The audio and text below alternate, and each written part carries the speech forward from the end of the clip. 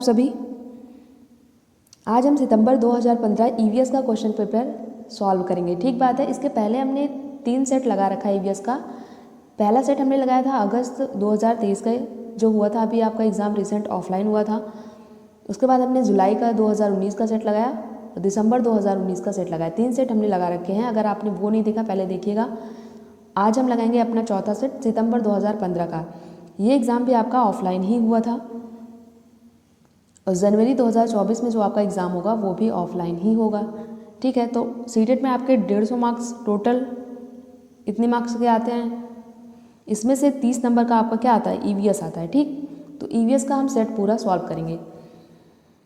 पहले अगर आपने एनसीईआरटी सीरीज़ नहीं देखी है, अगर आपने पढ़ी नहीं है कहीं भी, तो सेट मत लगाइएगा, इससे आपका टाइम ही बर्बाद होगा। ठीक बात है। पहले आप सीरीज़ देखिए, उसके बाद ही क्वेश्चन को सॉल्व करिएगा, क्योंकि जब तक किसी टॉपिक को पढ़ेंगे नहीं, उस टॉपिक से आप पीवाईक्यू कैसे लगाएंगे। हमने भी ईवीएस की सीरीज़ करा रखी है। अगर आपने नहीं देखी है तो यहाँ आपको आई बटन पे लिंक आ रहा होगा, आप वहाँ से जाके देख सकते हो। ठीक है। अगर जब तक आप किसी टॉपिक को पढ़ोगे नहीं, उसका पीवाईक्यू कैसे लगाओगे। अगर ऐसे ही लगाना है तो लगा लो, कुछ हेल्प नहीं मिलेगी। बाकी आपको क्वेश्चन पेपर तो कहीं भी मिल जाएगा, यूट्यूब पे मिल जाएगा, गूगल पे मिल जाएगा। बहुत सारे टीचरों ने कराया है। टीचरों की कमी नहीं है, बस आप पढ़ो मेहनत से बस। ठीक है। तो पहले आप सीरीज़ करके ही इसको लगाइएगा, इससे आपको हेल्प मिलेगी। ठीक बात है। आंसर को केवल नहीं देखना है, कॉन्सेप्ट को समझना है, तभी आपको हेल्प मिलेगी। जब आप कॉन्सेप्ट को समझ लेंगे तो दोबारा अगर उस टॉपिक से कोई भी क्वेश्चन बन रहा है तो आपसे जाएगा नहीं। अगर केवल आंसर देखने आए हैं तो कोई मतलब नहीं निकलेगा। जिन्होंने भी देखिए सीरीज़ जिन्होंने भी लगाई है मेरी, वो क्वेश्चन को सॉल्व करेंगे और हमें बताएंगे कि कितना उनका सही हुआ है। ठीक बात है। 30 में से आपके कितने नंबर आए हैं टोटल। देखिए पहला क्वेश्चन है, ये सारे क्वेश्चन आपके सितंबर 2015 के हैं। हमने टाइप किया हुआ है, पेपर नहीं लिया हुआ है क्योंकि उसमें क्लियरली दिखता नहीं है, इसी वजह से हमने टाइप किया हुआ है, इससे आपको क्लियर दिखेगा। ठीक है। ये क्लास आपको शाम को डेली 5 बजे लाइव होती है। अगर आप डेली लाइव 5 बजे देखोगे तो आपके जो भी विचार कमेंट रहेंगे उसको लिया जाएगा। ठीक है। सभी आज हम सितंबर 2015 ईवीएस का क्वेश्चन पेपर सॉल्व करेंगे। ठीक बात है। इसके पहले हमने 3 सेट लगा रखा है ईवीएस का। पहला सेट हमने लगाया था अगस्त 2023 का, जो हुआ था अभी आपका एग्ज़ाम रिसेंट ऑफलाइन हुआ था। उसके बाद हमने जुलाई का 2019 का सेट लगाया और दिसंबर 2019 का सेट लगाया। 3 सेट हमने लगा रखे हैं। अगर आपने वो नहीं देखा पहले देखिएगा। आज हम लगाएंगे अपना चौथा सेट सितंबर 2015 का। ये एग्ज़ाम भी आपका ऑफलाइन ही हुआ था और जनवरी 2024 में जो आपका एग्ज़ाम होगा वो भी ऑफलाइन ही होगा। ठीक है। तो सीटेट में आपके 150 मार्क्स टोटल इतने मार्क्स के आते हैं। इसमें से 30 नंबर का आपका क्या आता है, ईवीएस आता है। ठीक, तो ईवीएस का हम सेट पूरा सॉल्व करेंगे। पहले अगर आपने एनसीईआरटी सीरीज़ नहीं देखी है, अगर आपने पढ़ी नहीं है कहीं भी, तो सेट मत लगाइएगा, इससे आपका टाइम ही बर्बाद होगा। ठीक बात है। पहले आप सीरीज़ देखिए, उसके बाद ही क्वेश्चन को सॉल्व करिएगा, क्योंकि जब तक किसी टॉपिक को पढ़ेंगे नहीं, उस टॉपिक से आप पीवाईक्यू कैसे लगाएंगे। हमने भी ईवीएस की सीरीज़ करा रखी है। अगर आपने नहीं देखी है तो यहाँ आपको आई बटन पे लिंक आ रहा होगा, आप वहाँ से जाके देख सकते हो। ठीक है। अगर जब तक आप किसी टॉपिक को पढ़ोगे नहीं, उसका पीवाईक्यू कैसे लगाओगे। अगर ऐसे ही लगाना है तो लगा लो, कुछ हेल्प नहीं मिलेगी। बाकी आपको क्वेश्चन पेपर तो कहीं भी मिल जाएगा, यूट्यूब पे मिल जाएगा, गूगल पे मिल जाएगा। बहुत सारे टीचरों ने कराया है। टीचरों की कमी नहीं है, बस आप पढ़ो मेहनत से बस। ठीक है। तो पहले आप सीरीज़ करके ही इसको लगाइएगा, इससे आपको हेल्प मिलेगी। ठीक बात है। आंसर को केवल नहीं देखना है, कॉन्सेप्ट को समझना है, तभी आपको हेल्प मिलेगी। जब आप कॉन्सेप्ट को समझ लेंगे तो दोबारा अगर उस टॉपिक से कोई भी क्वेश्चन बन रहा है तो आपसे जाएगा नहीं। अगर केवल आंसर देखने आए हैं तो कोई मतलब नहीं निकलेगा। जिन्होंने भी देखिए सीरीज़ जिन्होंने भी लगाई है मेरी, वो क्वेश्चन को सॉल्व करेंगे और हमें बताएंगे कि कितना उनका सही हुआ है। ठीक बात है। 30 में से आपके कितने नंबर आए हैं टोटल। देखिए पहला क्वेश्चन है, ये सारे क्वेश्चन आपके सितंबर 2015 के हैं। हमने टाइप किया हुआ है, पेपर नहीं लिया हुआ है क्योंकि उसमें क्लियरली दिखता नहीं है, इसी वजह से हमने टाइप किया हुआ है, इससे आपको क्लियर दिखेगा। ठीक है। ये क्लास आपको शाम को डेली 5 बजे लाइव होती है। अगर आप डेली लाइव 5 बजे देखोगे तो आपके जो भी विचार कमेंट रहेंगे उसको लिया जाएगा। ठीक है। पहला क्वेश्चन है, कह रहा है पर्यावरण अध्ययन की प्रकृति निम्नलिखित का समर्थन नहीं करती। जो पर्यावरण अध्ययन ईवीएस की आपकी प्रकृति है वो किसका समर्थन नहीं करती है, ये हमें बताना है। ऑप्शन नंबर फर्स्ट देखेंगे, कह रहा है बच्चे कम गलतियां करें, बच्चों को करके सीखने का अवसर मिले, बच्चे बहुत से प्रश्न पूछें, बच्चों को खोज करने के लिए पर्याप्त स्थान मिले। ठीक है, एक बार मिले रहेगा या दो बार मिले रखा है। किसका समर्थन नहीं करती है ये आपको बताना है, जल्दी आंसर करें आप। जब तक हम क्वेश्चन को पढ़ा करें आप आंसर दे दीजिए।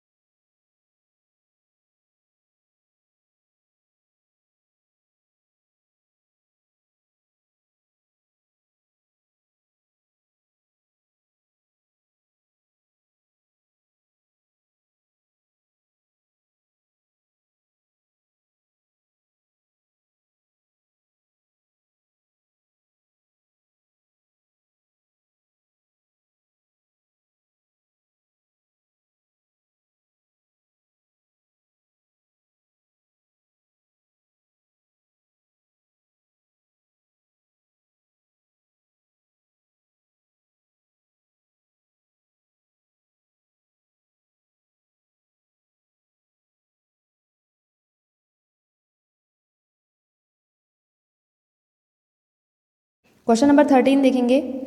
कह रहा रेहाना अपने परिवार के साथ केरल जाती है, वहाँ उसे ऊंचे वृक्ष दिखाई पड़ते हैं जो उसके गृह नगर शिमला के ऊंचे वृक्षों से भिन्न हैं। उसने केरल में कौन से वृक्ष देखे होंगे? जल्दी बताएं, आंसर करें जल्दी से, इसको आपने पढ़ा हुआ है।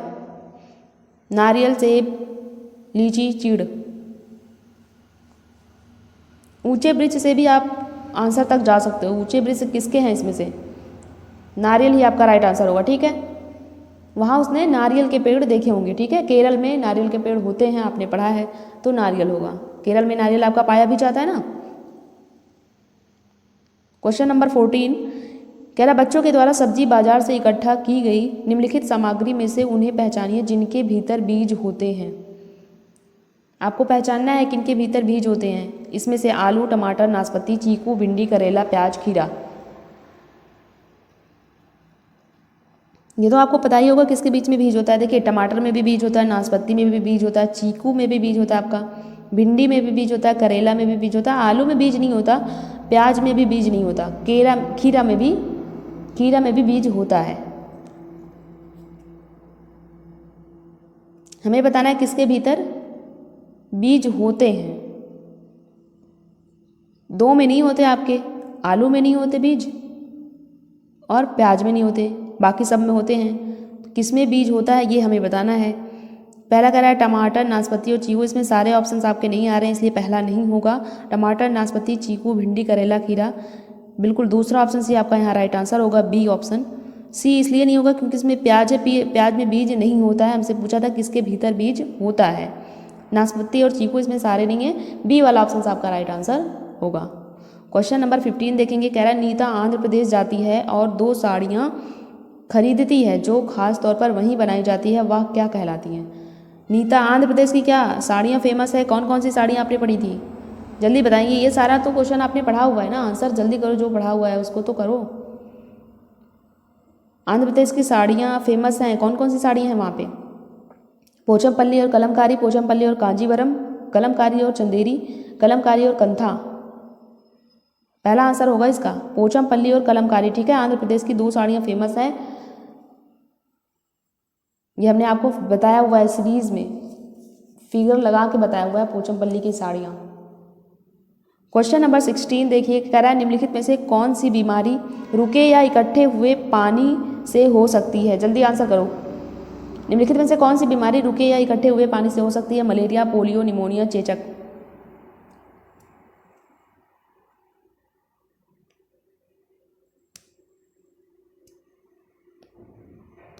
क्या होगा? मलेरिया होता है ना, फर्स्ट ऑप्शन आपका राइट आंसर होगा, ठीक। पोलियो नहीं होगा, निमोनिया नहीं होगा, चेचक भी नहीं होगा। मलेरिया का पता किसने लगाया था? जल्दी बताओ। मच्छर के कारण होता है मलेरिया, किसने पता लगाया था? क्वेश्चन नंबर 17 कह रहा है निम्न में से कौन सा जोड़ा ठीक है? हमें कौन सा जोड़ा ठीक है ये बताना है। असम, बिहू, उड़ीसा, भरतनाट्यम, तमिलनाडु, लावड़ी, कर्नाटक, कथक। ये देखिए, ये असम है, यहाँ कौन सा, ये क्या है? बिहू क्या है? डांस है, तो असम में बिहू है, उड़ीसा में भरतनाट्यम है, तमिलनाडु में लावड़ी है, कर्नाटक में कथक है। इसमें एक जोड़ा ठीक है, बाकी 3 जोड़े गलत हैं। तो बताइए कौन सा जोड़ा गलत है? असम में क्या होता है? असम में बिहू होता है ना। आपने असम के बारे में घर पढ़ा हुआ था। असम में फसल उगाई जाती है, तो वहाँ क्या होता है बताइए, जल्दी आंसर करिए। आंसर तो हम ही पहुँच गए। पहला ही ऑप्शन आपका राइट आंसर होगा, असम में बिहू, ठीक है, ये जोड़ा ठीक है। भरतनाट्यम आपका तमिलनाडु में होता है, ये नहीं होगा। कर्नाटक, कथक में नहीं होता, कथक आपका यूपी में होता है। तो आप असम की बहू से आप याद कर सकते हो, असम में बिहू डांस फेमस है, ठीक है। क्वेश्चन नंबर 18 देखिए। ये आपका देखिए दोबारा से घर से क्वेश्चन बना हुआ है, 2 क्वेश्चन आपके हो गए। एस्किमो अपने घर इग्लू का निर्माण बर्फ से करते हैं, इसका क्या कारण है? कारण बताइए, बर्फ से क्यों घर बनाते हैं ये? बर्फ ठंडी हवा और पानी को अंदर नहीं आने देता। बर्फ की दीवारों के बीच मौजूद हवा अंदर की गर्मी को बाहर जाने से रोकती है, बिल्कुल बी ऑप्शन आपका राइट आंसर होगा। बर्फ मुफ्त में मिलती है, अन्य सामग्री की कीमत अधिक होगी। ध्रुवीय क्षेत्रों में केवल बर्फ ही उपलब्ध है, ये कोई रीज़न नहीं है, ये भी नहीं है। बर्फ की दीवारों के बीच मौजूद हवा अंदर की हवा जो होती है गर्मी, उसको बाहर जाने से रोकती है। बाकी ये बात थोड़ी ना है कि बर्फ ठंडी हवा और पानी को अंदर नहीं आने देता। दूसरा ऑप्शन आपका यहाँ राइट आंसर होगा। ये हमने आपको समझाया हुआ है बाकायदे से। क्वेश्चन नंबर 19, निम्नलिखित में से कौन सी विशेषता बरगद के पेड़ के जड़ों की नहीं है। देखिए पेड़ से क्वेश्चन बना हुआ है आपका, बरगद के पेड़ से बना हुआ है। यहाँ नेपेंथीज और घटपड़ी नहीं पूछा हुआ, बरगद का पेड़ पूछ लिया। तो ये सारे टॉपिक कहीं कहीं आपके फिक्स हैं। जैसे थीम से आपसे क्वेश्चन पूछ लिया, ये तो फिक्स है आपका। हाथी से कोई भी क्वेश्चन बन सकता है, ये भी आ सकता है। मधुमक्खी से बन सकता है, ठीक है। इससे बन जाएगा आपका। पेड़ों से क्वेश्चन फिक्स है, मैप से क्वेश्चन फिक्स है 2 क्वेश्चन, रेलगाड़ी से क्वेश्चन फिक्स है, ठीक है। ये सारे क्वेश्चन आपके फिक्स हैं, आएंगे जरूर। निम्नलिखित में से कौन सी विशेषता बतानी है आपके, जल्दी बताइए। बरगद के पेड़ की नहीं है कौन सी विशेषता। जड़ें शाखाओं से नीचे लटकती हैं, इसमें जमीन के भीतर जड़ें होती हैं, जड़ें भोजन का भंडारण करती हैं, जड़ें खंभों की तरह पेड़ को सहायता प्रदान करती हैं। सही तो आपको सब बातें लग रही होंगी, बट इसमें से एक गलत है। जल्दी बताएं कौन सा गलत है। जड़ें शाखाओं से नीचे लटकती हैं, ये सही हमने नहीं वाला बताना है, नहीं तो आप लगा दो कि किसकी विशेषता है, किसकी विशेषता नहीं है, कौन सी नहीं है विशेषता। इसमें जमीन के भीतर जड़ें होती हैं, बिल्कुल भीतर भी होती हैं बाहर भी होती हैं। जड़ें भोजन का भंडारण करती हैं, ये बात गलत है, गलत ही हमें बताना था, इसलिए गलत वाला ही सही होगा, ठीक है। क्वेश्चन नंबर 20 देखेंगे। कह रहा है एक नवयुक्त पर्यावरण अध्ययन के शिक्षक के रूप में पढ़ाने से पहले आपकी सबसे पहली प्राथमिकता होगी। आप टीचर बनोगे तो सबसे पहली प्राथमिकता आपकी क्या होगी, जल्दी बताओ। 4th ऑप्शन में से सबसे पहली प्राथमिकता आप किसको दोगे। कक्षा में धीमी गति से सीखने वाले शिक्षार्थियों की आप पहचान करोगे। सबसे पहले अगर आप जब क्लास में जाओगे तो क्या करोगे, सबसे पहले ये देखोगे कि कौन सा बच्चा धीमे सीखता है, उसकी आप पहचान करोगे। तो ये बात तो गलत होगी, बिल्कुल समझ में आई। दूसरा कह रहा है शिक्षार्थियों के लिए पाठ अनुसार विस्तृत नोट्स तैयार करना। नोट्स तैयार करना, सबसे पहले आप नोट्स ही तैयार करने लग जाओगे। विद्यार्थियों का सामाजिक सांस्कृतिक विवरण तैयार करना, बिल्कुल तीसरा ऑप्शन से आपका राइट आंसर होगा। ये प्राथमिकता आपकी होनी चाहिए।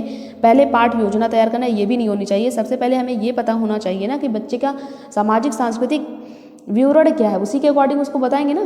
कि आप सबसे पहले पाठ योजना ही बता दोगे, जब तक ये नहीं जानो कि बच्चा का बैकग्राउंड क्या है, उसको क्या पढ़ाना है, सामाजिक सांस्कृतिक विवरण क्या है, तो तीसरा ऑप्शन से आपका राइट आंसर होगा। बाकी ये तीनों आपके गलत हो जाएंगे। क्वेश्चन नंबर 21 देखिए। क्वेश्चन को बड़ा देख के आपको घबराना नहीं है कि इसमें ये दे दिया है, ये भी दिया हुआ है, ठीक। बहुत सारे बच्चे यूँ ही घबरा जाते हैं कि ये भी है तो इसमें से कौन कौन बताना है, छोड़ो इसको हटाओ।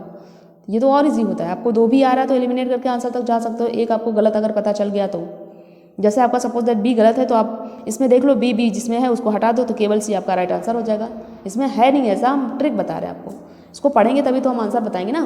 कह रहा है कविताएं और कहानियां पर्यावरण अध्ययन की अंतर्वस्तु को पढ़ाने में प्रभावशाली हैं। ऐसा इसलिए है क्योंकि कविताएं और कहानियां, जल्दी बताओ आंसर करो आप। कविताएं जो होती हैं, कविताएं और कहानियां पर्यावरण अध्ययन को पढ़ाने में प्रभावशाली होती हैं। ऐसा इसलिए है क्योंकि कविताएं और कहानियां क्या हेल्प करती हैं। ईवीएस में किस्से और कहानियां आपका इम्पॉर्टेंट है। आंसर बताओ आप जल्दी से।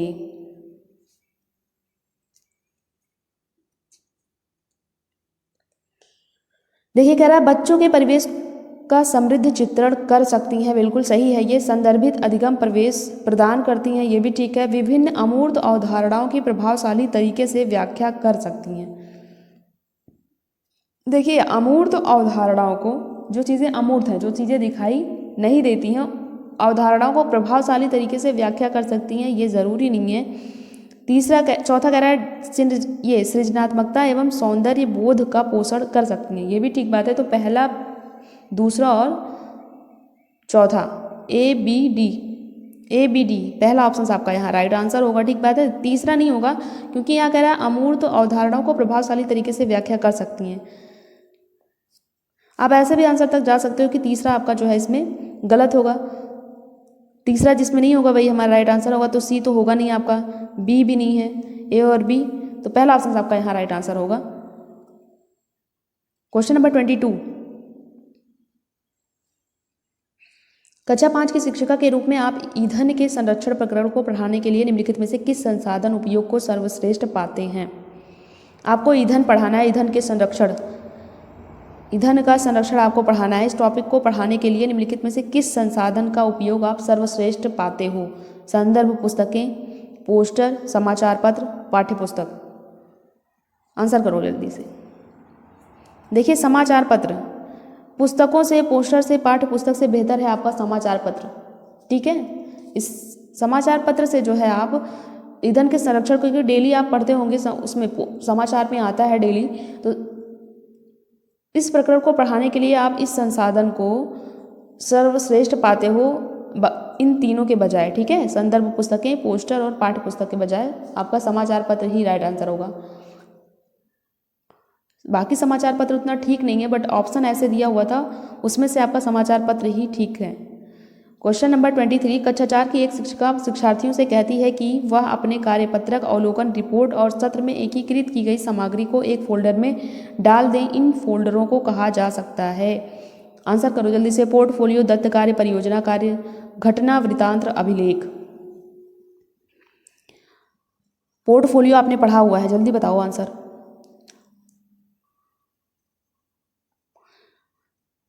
देखिए पोर्टफोलियो आपका आंसर होगा। पोर्टफोलियो में क्या होता है कि बच्चों की जो भी चीज़ें होती हैं, चाहे उसकी उपलब्धि हो, कमी हो, हर चीज़ को पोर्टफोलियो में रखा जाता है। ठीक है, इससे फोल्डर में जब रखा जाता है, इससे हम इसको देख के बता सकते हैं। जैसे क्लास फर्स्ट में बच्चों को सेकंड में जाना है, तो क्लास फर्स्ट का उसका पूरा विवरण उस पोर्टफोलियो में आपका होता है। ठीक है, पहला ऑप्शन आपका राइट आंसर होगा। ये दत्त कार्य, परियोजना कार्य, घटांत, ये वृत्तांत। वृत्तांत मीन्स क्या होता है? वृत्तांत मीन्स घटनाएं होती हैं, जो घटनाएं होती हैं आपकी, वही घटना, वृत्तांत, अभिलेख। तो ये नहीं होगा, आपका पोर्टफोलियो होगा। पेडागोजी वाली क्लास में आपने पोर्टफोलियो पढ़ा हुआ है। एनसीईआरटी की पर्यावरण अध्ययन की कक्षा 5 की पाठ्यपुस्तक में सुनीता अंतरिक्ष में आपने पढ़ा होगा नहीं पढ़ा है सीरीज में। शीर्षक पाठ स्पेसशिप में अंतरिक्ष यात्री सुनीता विलियम्स के अनुभव का वर्णन करता है। इसे शामिल करने का क्या कारण हो सकता है? सुनीता विलियम्स कक्षा 5 की पाठ्यपुस्तक में ईवीएस की जो आप ये चैप्टर रखा गया है, इसको इसमें रखने के लिए अंतरिक्ष यात्री जो सुनीता विलियम्स के बारे में आपको बताया गया है, शामिल करने का कारण क्या हो सकता है? बस यही आपको बताना है। क्वेश्चन को बड़ा देख के आपको घबराना नहीं है, कुछ नहीं बताना है, एकदम आसान है। ऑप्शन है इसमें देखिए 4, इसमें 1 सही हो सकता है, 3 भी सही हो सकता है, 4 भी सही हो सकता है। यह घटना अंतरिक्ष यात्रियों की जिंदगी में झांकने का अवसर देती है। आंसर करो जल्दी से।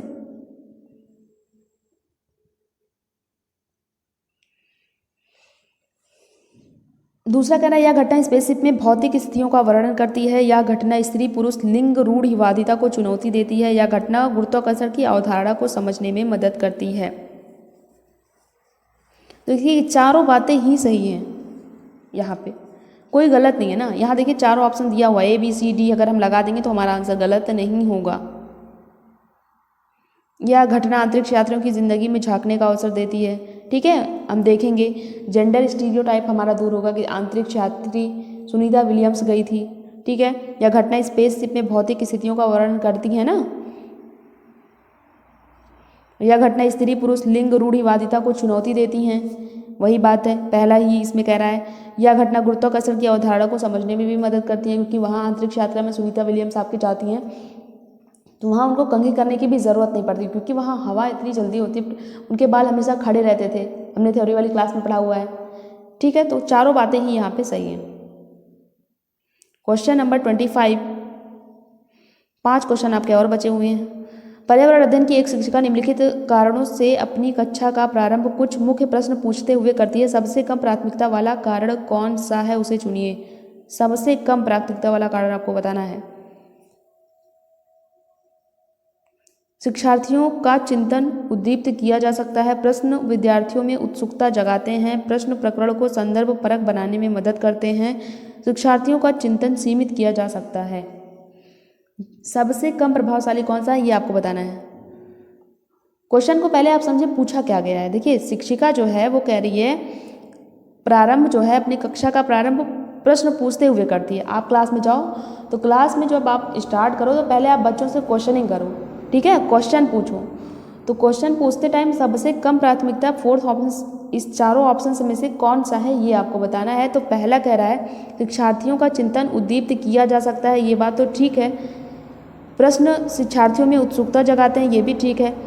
प्रश्न प्रकरण को संदर्भ परक बनाने में मदद करते हैं, ये भी ठीक है। विद्यार्थियों का चिंतन सीमित किया जा सकता है, ये सबसे कम प्राथमिकता वाला कारण है, ठीक है। प्रश्न पूछने से विद्यार्थियों का चिंतन सीमित नहीं किया जा सकता। सीमित थोड़ी ना होगा, आप क्वेश्चन करोगे तो सीमित नहीं होगा ना, बढ़ेगा उसका कि सीमित हो जाएगा, बताइए, उल्टा कह रहा है ये। चौथा ऑप्शन आपका गलत है, एक हिसाब से गलत ही पूछा हुआ था, सबसे कम प्राथमिकता। क्वेश्चन नंबर 26, किसी क्रियाकलाप के लिए समूह बनाते हुए सामाजिक अध्ययन के शिक्षक को चाहिए कि वह, बताइए इसमें सामाजिक अध्ययन पूछ लिया है, जल्दी बताएं। किसी क्रियाकलाप के समूह बनाते हुए सामाजिक अध्ययन के शिक्षक को चाहिए कि वह क्या करे? सुनिश्चित करें कि लड़के लड़कियों के समूह अलग अलग हों। यही आपको पढ़ना है क्या? यह हमने आपको पढ़ाया हुआ है। किसी को अलग नहीं करना है, भेदभाव नहीं करना है आपको, ठीक। उनके अंकों के अनुसार समूह बताइए आप। जो बच्चा तेज है उसको अलग कर देंगे और जो बच्चा धीमा है उसको अलग कर देंगे। ये हमने पढ़ा नहीं पढ़ा है ना, तो ये भी नहीं होगा। केवल 2 समूह बनाएं और प्रत्येक में बहुत से विद्यार्थी हों। केवल 2 ही समूह बनाएं, ये कोई कारण है। चौथा कारण है सभी प्रतिभागियों की सहभागिता और सहयोग सुनिश्चित करें, ठीक है। ये आपको करना चाहिए। आप सामाजिक विज्ञान के टीचर हो या किसी सब्जेक्ट के टीचर हो, ईवीएस के टीचर हो, मैथ के टीचर हो, सबको यही करना चाहिए। ऐसा नहीं है आप ईवीएस में, ये ऑप्शन आपका, ये क्वेश्चन जो है ये आपका किसी सीडीपी में बन सकता है, मैथ में बन सकता है, हिंदी में बन सकता है, इंग्लिश में भी बन सकता है ना। पेडागॉजी सेम होती है, पेडागॉजी चेंज नहीं होगी। कुछ कुछ पॉइंट है जो आपको याद करने हैं, बस पेडागॉजी आप कर सकते हो। अगर आपने पेडागॉजी नहीं भी पढ़ा है तब भी आप इसका आंसर कर सकते हो, ठीक। अलगाव आपको करना नहीं है, ठीक है। समूह आपको बनाना नहीं है उनके अंकों के आधार पर। चौथा ऑप्शन सी आपका राइट आंसर होगा। क्वेश्चन नंबर 27 कह रहा प्राथमिक स्तर पर पर्यावरण अध्ययन की पाठ्यपुस्तक में निम्नलिखित में से कौन सी विशेषता नहीं होनी चाहिए? विशेषता कौन सी नहीं होनी चाहिए पाठ्यपुस्तक में, ये आपको बताना है।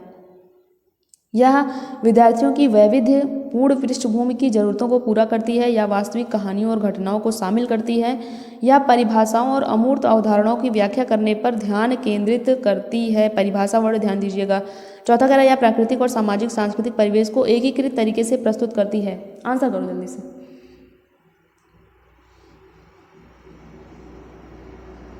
जल्दी करो आंसर।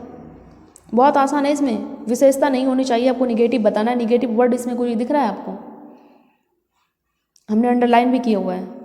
परिभाषा, ये वर्ड जहां दिख जाए आप तुरंत गलत मारो। गलत ही पूछा था आपसे, इसलिए गलत वाला ही सही हो जाएगा, ठीक। क्वेश्चन नंबर 28 कह रहा है पर्यावरण अध्ययन शिक्षण के संदर्भ में राष्ट्रीय पाठचर्या की रूपरेखा एनसीएफ 2005 निम्नलिखित में से प्रस्तावित नहीं करती।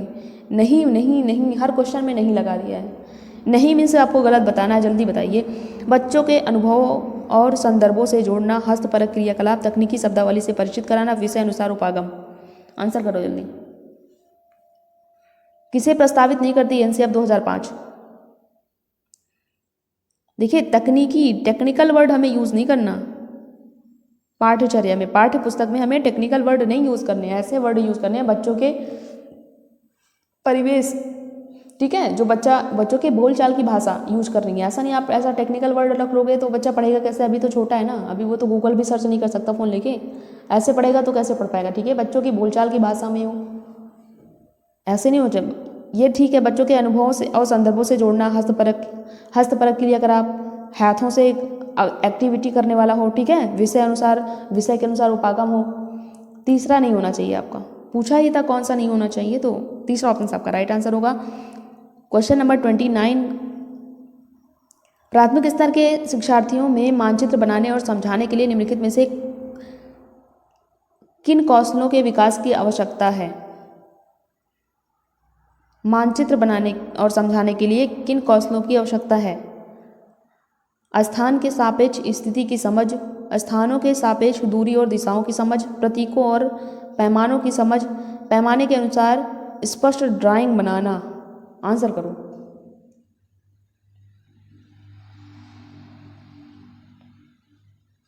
देखिए मानचित्र बनाने के लिए और समझाने के लिए जो है किन कौशलों की आवश्यकता होती है आपकी? देखिए स्थान के सापेक्ष स्थिति की समझ आपके पास होनी चाहिए, स्थानों के सापेक्ष दूरी और दिशाओं की भी समझ हो जाएगी आपको। पढ़ाने और समझाने का मतलब यही है ना। प्रतीकों और पैमानों की भी समझ हो जाएगी। देखिए मैप में आपका जैसे कोई नदी होती है उसका सिंबल होता है, सबका सिंबल अलग अलग होता है, तो ये भी समझ हो जाएगा। बट पैमाने के अनुसार ड्राइंग बनाने का आप मानचित्र ही मिला है क्या आपको समझाने के लिए, तो ये आपका नहीं होगा। तो फर्स्ट ABC, तो दूसरा ऑप्शन आपका राइट आंसर होगा। ठीक है,